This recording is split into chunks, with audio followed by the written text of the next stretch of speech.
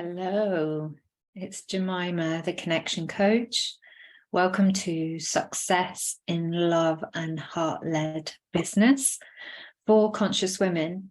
So I'm Jemima and I support women to magnetize and co-create amazing, exceptional love relationships, and also to co-create really powerful relationships within the workspace, whatever that might be. So whether you're running your soul business, whether you're working for somebody else, it's all the same thing. Connection requires the same foundation, and it's something that all humans need. So I'm also a well-being consultant for corporates, and this is part of my work, that I teach people about how to create really good relationships, because none of us do any of this on our own. And today I want to talk specifically to the women and specifically about love relationships. So you are in the right place if you're ready to up-level the caliber of love relationship that you are experiencing. If you are desiring something that is deeper, that is more authentic, that feels true, that feels good, that feels satisfying, then I am definitely going to help you with that today. And I'm also going to leave you with 2 practical things that you can do today when you finish watching this that will really start to move the needle for you and help you to begin experiencing results that are wanted. Let's put it that way.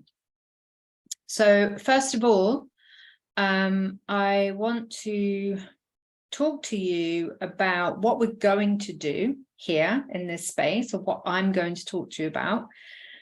So the first thing is, I'm going to share a belief with you that you'll need to be on board with for any of it to work. Any of the stuff that I'm going to share with you requires you to have this belief first. And if you don't have it, that's okay, because you can cultivate it.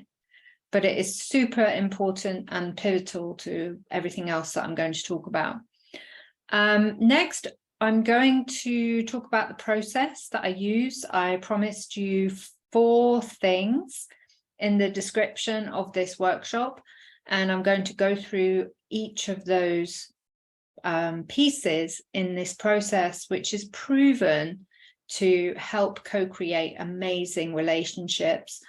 I've got multiple clients who have either repaired their love relationship when they thought that they had to split up, or they have magnetized and co-created a love relationship that they absolutely adore and where both parties thrive.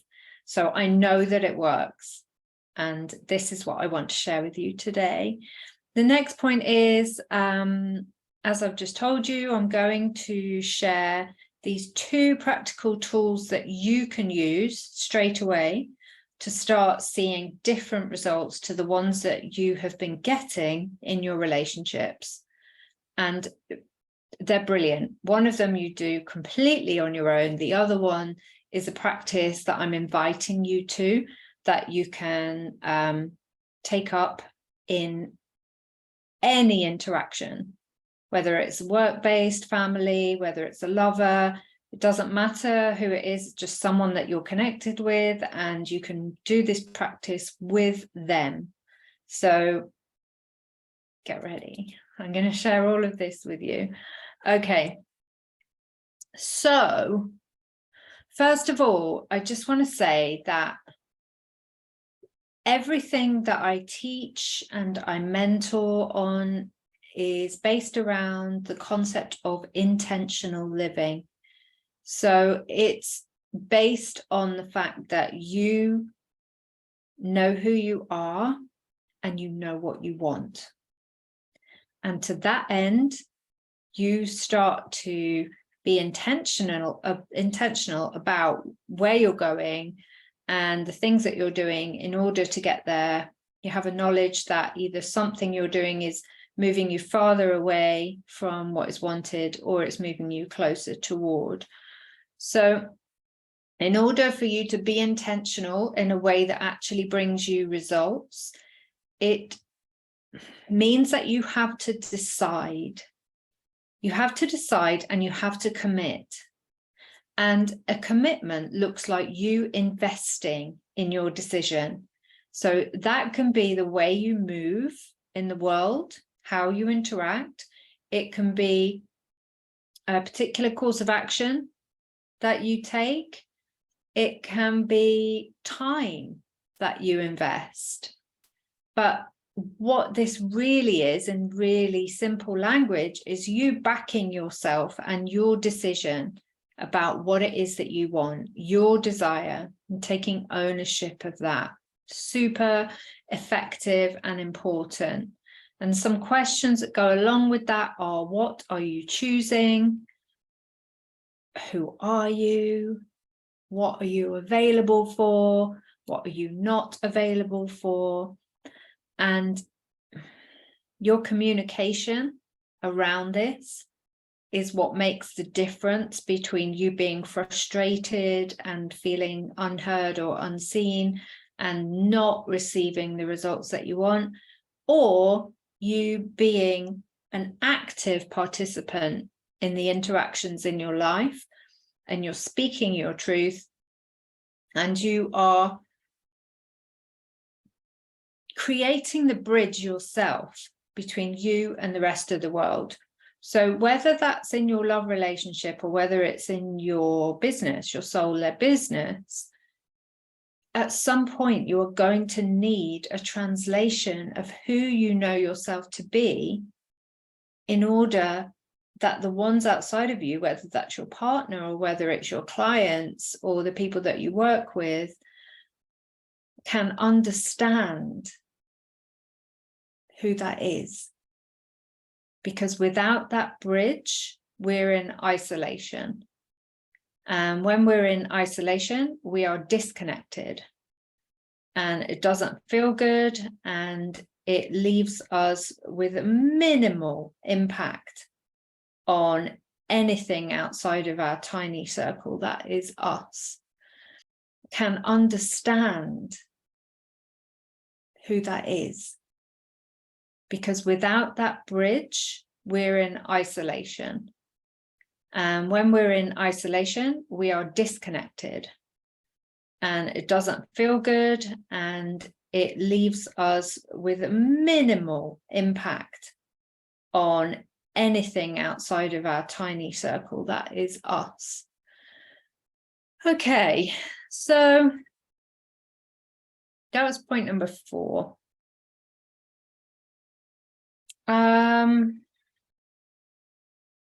The belief you'll need. There's hesitation because I've numbered things incorrectly on my notes. But the belief you will need in order for any of this stuff to be effective and to work for you is that you are a creator. That's it. You are at cause. You are a creator. This is you acknowledging your power. It's you taking responsibility for the impact of your actions or non-actions. And it's you able to receive the effects of those actions, of those behaviors, of those ways of being as well, and own them in the same way that you own your desire for what is wanted. So if you don't have this belief yet that you are a creator, that's certainly something that I can support you with. And it's not difficult to find the evidence that you are a creator, and to either see your role in situations that you have found painful, or to see your role in outcomes that you have found positive. So it's really just a change of perspective. Sometimes it's only a couple of degrees shift, but you will need this belief in order for any of these things I'm going to share with you to actually land and have an impact in terms of you receiving the kind of authentic relationships that you really want to be a part of. So remember that you are a creator, because you're deciding what you want, and choosing requires you to have really good boundaries in place. And this is usually the first thing that I work on with my clients. And it's less about what is wanted, and it's actually more about what is not wanted. Because what I see time and time again is people who don't have what they want are saying yes to things that are unwanted. In some tacit way, they are accepting or even welcoming, in a weird way, things that are not wanted. And as long as those things are taking up space in your life, there will be no clear space for what is wanted to land.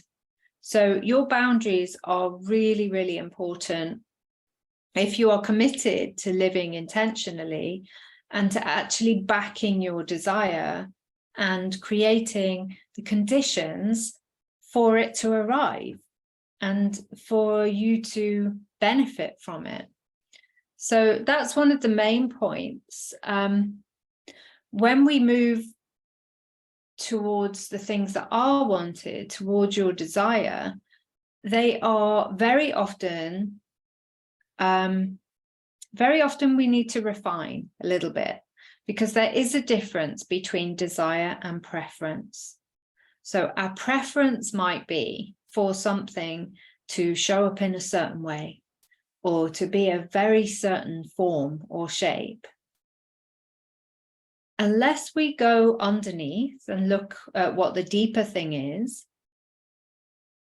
we can get hooked on preference, and we can actually block what we do want because we reject it out of hand because it doesn't look the way we expected it to look. Hope that makes sense. So when you look at your desire, it is always based around your values. And again, if you don't know what your values are, then it's going to be very tricky for you to get a firm hold on what your desires are. Now, knowing your values usually comes even before you look at your boundaries, because, and this is such, I don't want to complicate this, because this is the fulcrum of everything that I teach. So it's quite a big topic. So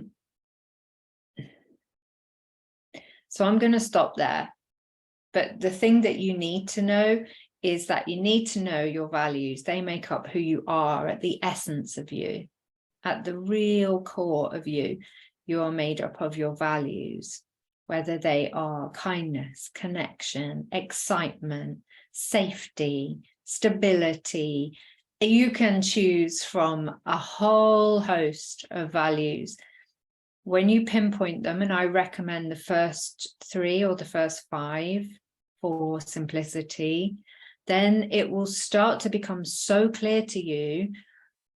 The instances of relating that have been the most painful are when your values have been transgressed somehow, or when you haven't stood for them, you haven't spoken up for them.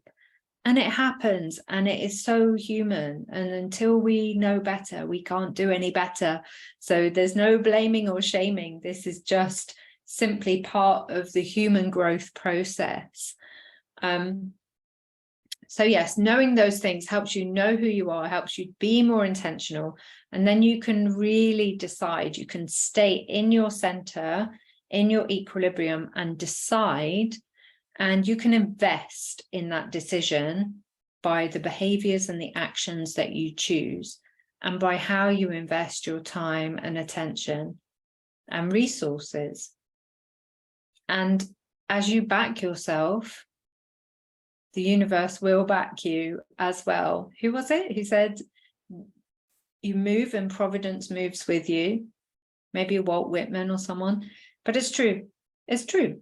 And sometimes the universe will be like, are you sure? And we'll give you a little challenge just to help you to commit, because nothing good really happens until we go all in, until we commit. But we have to know what we are committing to. So let me share with you the 4-part process that is absolutely essential to how you manage yourself, your self-mastery, and therefore the caliber of relationships that are available to you, that you can become a match to. So this is my spiral process, which I have been teaching on for years, and it's a part of my signature program, Reverence, and it's a part of the one-on-one coaching that I do. And it goes in this order.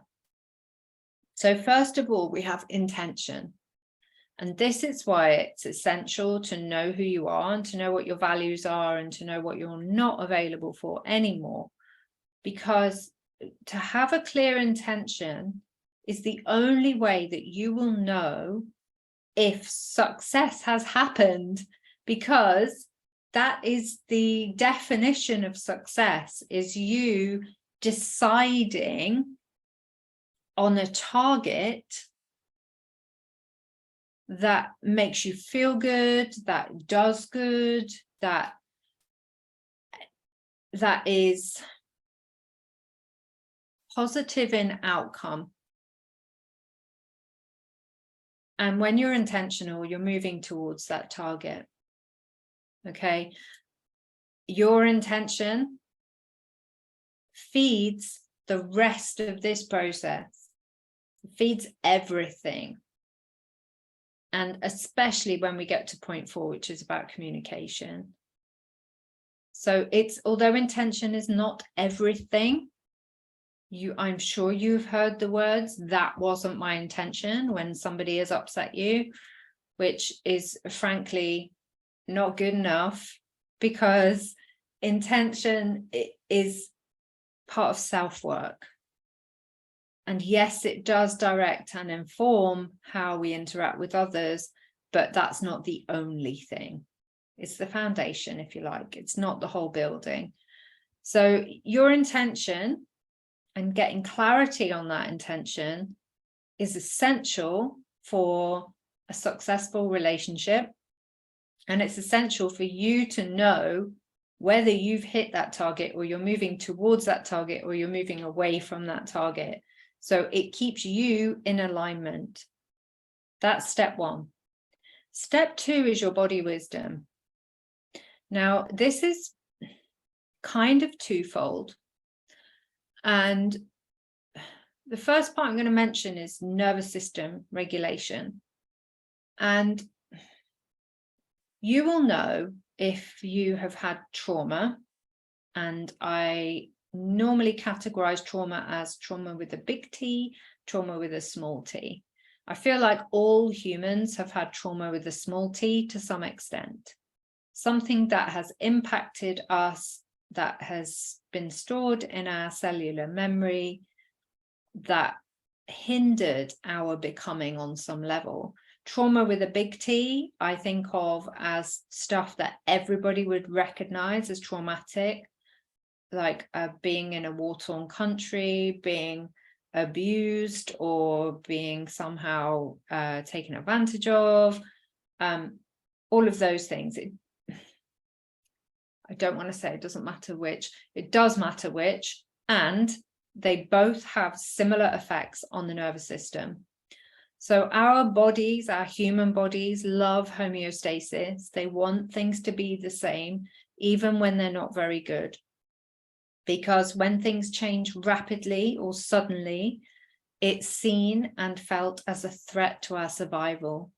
So if our patterns are based on previous trauma, when we attempt to adjust them and bring them back in line with healthier habits and patterns that lead to outcomes that we want, it can feel re-traumatizing, and it can feel as if something bad is happening.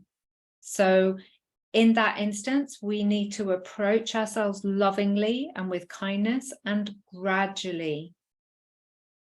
This word titration is so key to any changes we are making that impact the nervous system. Titration just means bit by bit. We just go a little bit at a time, bite size, little bit at a time. And we move in a way that does not feel like a threat to the body. This being said, the second part of body wisdom is that we learn to differentiate a trauma response from information that the body is giving us about now. So trauma responses are about back then, something that happened in the past that is still impacting us, because our nervous system, our subconscious, does not know time, doesn't understand time. When we get really good at this, we can begin to understand when something is a signal from our past, or when something is a signal about what is happening right this second. And it's essential to be able to get this detailed and this granular about our bodily responses, because our bodies are always informing our minds, and it becomes part of our intuitive capabilities when we get so clear on how we can interpret all this information that the body is sending up to our minds. And most importantly, that we can differentiate it from any past pain that we have had. This is all possible. And when you have this body wisdom, some of the positive impacts of it are that you make it less about the other person if you get triggered, or if you get into a scenario where there's a lot of activation happening, and it means that you can have enough respect and honor for your body and your system's needs that you can speak for yourself, and you can either delay the conversation or you can take some space. And when you can do that, you're able to accumulate power and not leak it outwards in reactivity, when actually it's usually nothing to do with the other person. So body wisdom is the second part, super important. Number 3, mind mastery. Now, this one I just don't think ever stops, because our brains are always looking for a job to do. Our brains are always looking for what is wrong. They're looking to protect us. They're looking to keep us safe from harm.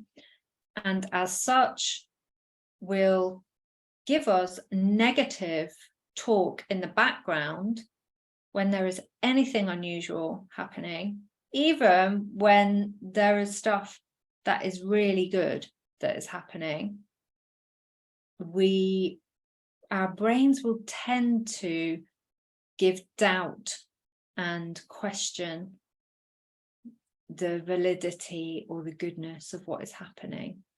So mind mastery just means that we are able to develop some distance between who we know ourselves to be and the workings of the mind that are always going on in the front here, in the prefrontal cortex.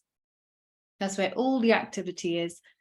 When we begin to practice sitting in the back of the brain, the back of the body, and coming into that meditative state, and it doesn't mean you have to be sat still. You can be doing anything. You can be moving around, you can be walking, running, driving, doesn't matter. But when you learn how to do that on a regular basis, it gives you perspective. And with perspective comes wisdom, because you know that it's not necessarily true what the brain is delivering to you. It doesn't have to be fact. It's worth investigating. Is that a belief? Is that just a thought that I'm thinking over and over again? Is that based on fact? Is that something that is a trauma response? And mind mastery is your ability to manage your own mayhem. Because I think everyone could agree that if we each knew what was going on in the minds of others, we would all just think that each other was mad, because it sounds crazy a lot of the time. So that's mind mastery. The fourth thing, and these three things are things that you do in order to keep yourself clear and free from residue and able to be responsible for yourself and your desires. This fourth thing makes up part of the bridge that runs between you and the rest of the world. So the quality of this bridge determines the quality of all your relationships. And the fourth point is conscious communication. Now, this not only involves you being able to articulate, it involves you being able to hold space for someone else's communication as well as your own. And it involves your commitment to being clear and also to listening. There is a lot going on with this one. There is so much required, because you have to be with yourself, what's true for you. You have to be with the other, what's coming up for them. It's like spinning plates in a way. And when you get it right, it's so amazing, because the sense of connection it garners is just out of this world. When you can share your truth with someone, when you can hear them telling their truth, you can both be self-responsible enough to own it, and then you can come together anyway, that is special. And that is something that is really worth having, and it builds really brilliant relationships in any arena. Love relationships, family, friends, colleagues, whoever. It's a brilliant skill to have. So your conscious communication is amazing. And this, obviously, it comes after body wisdom for a reason, because oftentimes we do get activated when we are communicating, especially when we're communicating with people who are important to us. And in that activation, we need to understand what's going on with us, and we also need to know how to self-soothe and how to be with ourselves when we are in an activated state. So you can see why this work is slow work, steady work, and why it takes a lot of intentional effort and also a skillful guide. So let me recap. Now, no, I'm not going to recap yet. I'm going to tell you the two things. So the two things that you can go off and do right now. The first thing you can do by yourself, okay? And it's a 3-part process, and all you're going to need is paper and a pen, okay? And also want you to make sure that you're in your body before you do this. So whether you want to have a dance or whether you want to go for a little walk in nature, but just make sure that you're in your body as opposed to all up in your head. Okay. The task is you're going to write on 3 different subjects. The first thing you're going to write on is your deepest desire. And there are no rules for this. Okay, so it can be your deepest desire in relationship. It can be in money. It can be in health or any other sector of your life. I want you to just write your deepest desires and just keep writing, keep writing, keep writing. Maybe set a timer if you want, 2 to 3 minutes. The next piece is I want you to write down your deepest fears as related to what you've just written, your desires. Normally what comes up are the fears surrounding you trying to get your desires and being disappointed, not getting them, or fears associated with actually receiving your desires. So write down your deepest fears. Don't worry, I'm not going to leave you there. The last piece is I want you to write down affirmations. Let's say three affirmations that are the opposite of 3 of the fears that you've listed, that you can keep with you like a mantra. So for instance, if one of your deepest fears is, I will never get what I want, your affirmation could be, I always get what I want. And I want you to work through your fear inventory, your deepest fears, and choose 3 that really activate you, that really give you some kind of feels in your body, and create an affirmation that is the opposing belief to the deepest fear. And then I want you to keep those as a mantra. Okay, so this is the first part of the 2 things that you can do right now to actually impact your reality. I want you to do that for a couple of days and just observe what happens around you while you're holding these mantras, these new beliefs. And even if you don't believe them, it's okay. It doesn't matter. You can think it's so stupid, but I want you to still keep them. Keep them and repeat them in your mind and just see what opens up for you. See what becomes possible and see how your externals begin to transform as you hold these beliefs. The second piece of the things that you can do right now, you can do as soon as you come into contact with somebody else, is about communication. And it's about going first. And it's something that as humans, I think we are wired to dislike, because there is a fear of rejection, there's a fear of harm. I mean, you know how the handshake began. It was a gesture that you were not holding a weapon. It's like, look, my hand is open and I am not holding a weapon.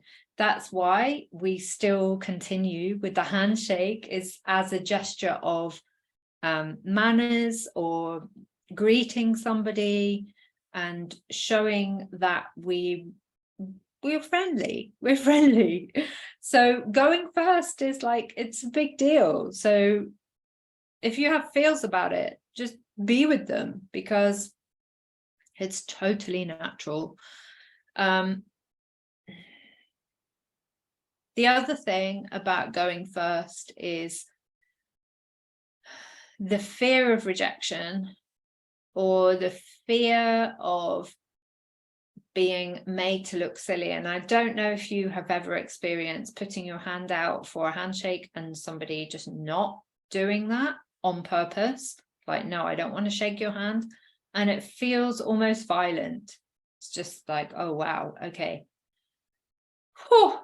So again, learn how to be with yourself in that. And this may bring up actually some additional fears for your fear inventory as well, because it is a practical exercise. So when you come into contact with somebody that you would like to communicate better with,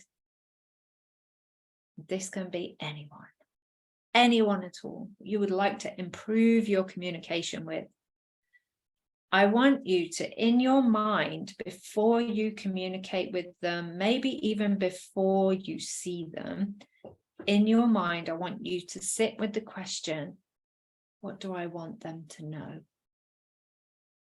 What do I actually want them to know? And then I want you to say that to them. I know, it's edgy. It's edgy, but it changes things because you are pushing that edge and you're pushing it just enough to bring about new capabilities for yourself. So now I'm going to recap. I've been trying to do that for a long time. First of all, the belief you need for any of this to work is that you are a creator. So you are at cause. That's the belief that you need. First off, that's your foundation to all of this. The process is a 4-step process, my spiral process, which is intention first. Be intentional about who you are being, how you're behaving, how you're communicating, what you're available for and what you are not available for. Second piece of this process is body wisdom. Get used to understanding what is a trauma response and what is information about what is actually happening right now and how to self-soothe. What do you need in order to come back to equilibrium, to not be in an activated state? Do you need space? Do you need time away? What do you need? Third piece of the spiral process is mind mastery. Understanding that you are separate from your mind and being able to be in the observer position on at least a daily basis so that you don't believe everything that the mind tries to tell you, because the mind, the subconscious, is always trying to protect you at all costs. And sometimes it gets it wrong because it's very risk averse and it will prevent you from stretching if you let it. If you learn to sit back in your brain, back in your body, and observe what's going on and start to master your mind, start to manage your own mayhem, then you can begin to understand when it's important to listen and when it's important to apply a generous filter. Go, oh, thank you for that, but no. Okay. The fourth piece of the spiral process is conscious communication. So this is the piece that builds the bridge between who you know yourself to be and the outside world. So whether that's your lover, your partner, your family, your colleagues, this bridge helps you to connect. When you become conscious about your communication, then it helps you to connect. So that is the fourth piece of the spiral process. Okay. What I'm going to tell you now is about some next steps. Okay. So this is the kind of work that needs to be practiced, and it is the kind of work that you need to practice with other humans to be most effective, because you can practice in splendid isolation all you want, but it is about relationship and it is about connection. And for that, you need to be with the people or with the person.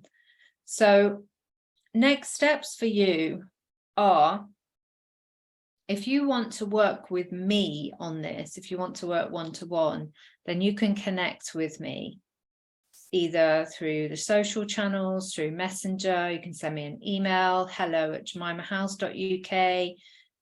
Or if you want to come into my mastermind, you can be within a whole group of women, a closed group of women, where we have live calls every week, 3 weeks out of 4. And we do the real-time practice with each other.